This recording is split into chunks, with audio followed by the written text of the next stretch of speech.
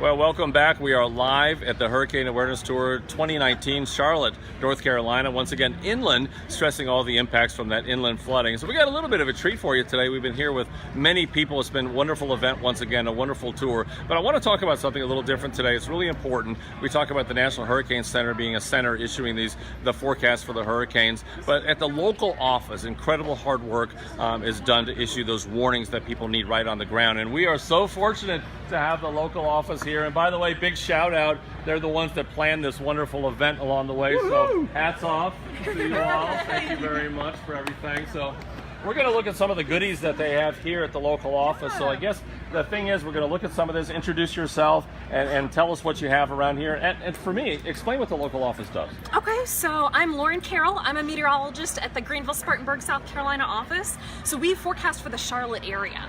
So a lot of what we do, especially when there's a tropical system coming in, we take that forecast from the National Hurricane Center and we translate it into what you might see on the ground, what you might see outside your window or outside your door. So, you know, are we necessarily concerned about the strong winds and the eye wall where we are? Not necessarily, but we actually have things that are even more deadly than that in our area when we get a storm moving through. For example, flooding. We have a ton of material about one of the most dangerous parts of a tropical system, especially moving inland. We have a lot of information about flood safety, turn around, don't drown. We tell everybody that any tropical system can cause flooding. It's not gonna take a strong one. It doesn't take a category 1, 2, 3 hurricane.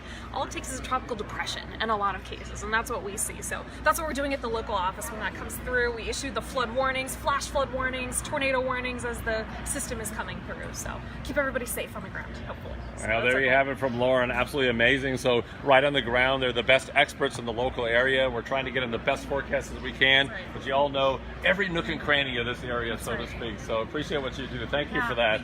So we're going to move on here. What else do we have? Dennis, whoa. I think we have a tornado here. So what do we have here with this device? So this is just our tornado machine. I'm Sandy with the National Weather Service in Greenville, Spartanburg. We want to show the kids the opportunity, like, you don't want to be scared of the weather. We want to learn about the weather, learn about what it is, so when that warning comes across, they know what to do. So we have these hands-on activities. We have our tornado machine. We actually can do a tornado in a bottle right here. And right in between these two, we have our Noaa weather radio. So we like people to know that this is the best way to get warnings if we issue a tornado warning. You can hear the local broadcast. So that's what we like to say, you know, do you have a Noaa weather radio? Are you going to get the forecast? Are you going to get those warnings when it's coming at 2 o'clock in the morning? But even that, we have other displays. What hail's going to look like? What size? You know, we can get pea-sized hail, and even the largest hailstone on record, 8 inches, and that was in Vivian, South Dakota a couple years ago.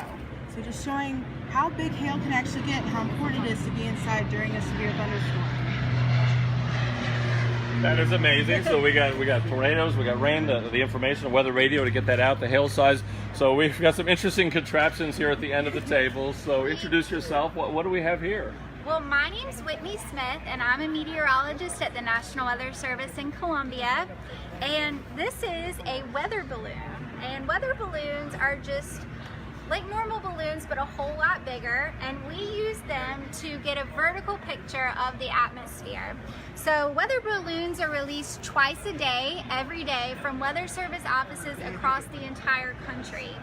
And what happens is we inflate the balloon and we attach this device, which is called a radiosonde. And as the balloon rises in the atmosphere, the radiosonde takes measurements of things like the wind, the pressure, the humidity, and the meteorologists down on the ground track the balloon with GPS. So we have a vertical picture of the entire atmosphere with all those measurements, but eventually the balloon expands and gets so big that it pops, and this parachute here brings the radiosonde back down to the ground. But because the winds may be moving in all different directions, the radiosonde will not necessarily come back down to the spot where we launched it. It could travel hundreds of miles. So people find these in their backyards, they find them in the ocean, they find them all different kinds of places. But there's a little sticker on here that says that this device is harmless, and that if found, you can return it to the National Weather Service where we can recycle it for you. All right. So that's what this is. And Ken, I just got to say what I've noticed here, you know, women in meteorology. I think it's this wonderful. Is just, wow. Yeah, we talk about STEM, we talk about all the ways to do that. So we're just so proud to have you all on the Weather Service. Dennis, we got one more thing we got to talk about here. We got so many materials. And introduce yourself. What are you giving out to all the kids today? So today we are giving, first of all, my name is Chrissy. I'm from the National Weather Service here in Raleigh. That covers central North Carolina. And what we gave out to everyone, not just the kids, is a cloud chart. So this helps you guys know what type of clouds are in the sky and in the atmosphere, and it affects what kind of weather we're going to have, whether we have high cirrus clouds or low level clouds or even tornado clouds and wall clouds. So this is really important. It's actually double-sided, so it's very important to know how clouds form, the water cycle, and all of that. So very educational, so a lot of takers on these. I'll tell you, behind the scenes, the local forecast office getting the information that you need on the ground. I don't know about you, Dennis, but with amazing people and smart people like this, if you're in this area with these warnings, I would feel very safe here having you all at the helm of the radar and doing this. So thank you for what you do. That was absolutely amazing. Thanks for having us. Yeah, thank you. That was amazing, Dennis. I mean, that's so cool. So, yeah, we wanted to kind of talk about this. You can see we're in a hangar. We've got the aircraft behind us like we've had on the other Hurricane Awareness Tour stops. Something else we wanted to talk about here is the precipitation. You know, I keep talking about the inland dangers of flooding and how many people are getting hurt because of that. So I want to talk about a process. I want to talk about, you know, the rainfall forecast and how we measure it. So we're so incredibly lucky. Dr. David Novak, he's the director of our Weather Prediction Center. They're responsible for making those rainfall forecasts. Dave, I mean, how do you we talk about those hazards? How do you go about even making a big rainfall forecast like that? How do we do this? Well, it starts with the observations, and we have Henry here. We'll talk a little bit more about the observations, but the observations are critical from satellite, from radar, you know, other platforms. And then we do rely on numerical weather prediction. We have very sophisticated models that predict the atmosphere. And more we've been working into ensembles, different ways of augmenting the equations so that you can model the complicated atmosphere that we have. And then last but not least is human forecasters that are synthesizing all this information from the models, their own biases and the expertise that they have in understanding the biases of the models to develop the best rainfall forecast we can for the nation to keep you and your family safe.